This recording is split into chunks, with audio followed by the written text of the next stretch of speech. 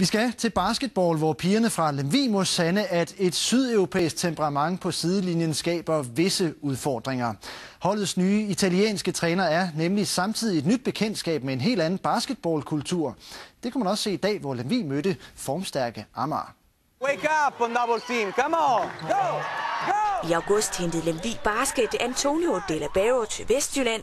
Med sig tog han en anderledes trænerstil. Det er ham, der bestemmer alt, og det har hans nye mandskab haft svært ved at acceptere.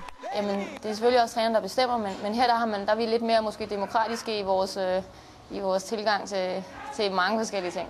In Denmark maybe it's strange, but for example in Italy and other countries it's very normal. I Italien har Antonio De La Barro trænet både professionelle dame- og herrehold.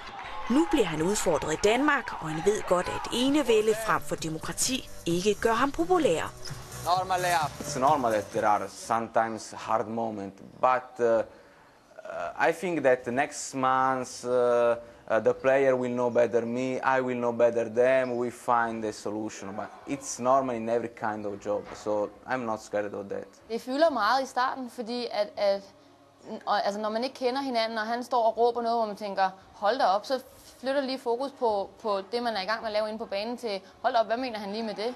Det var ikke til at se på spillet i dag, at trænere og spillere stadigvæk mangler at lære hinanden at kende. Lemvigs damer presser topholdet fra start.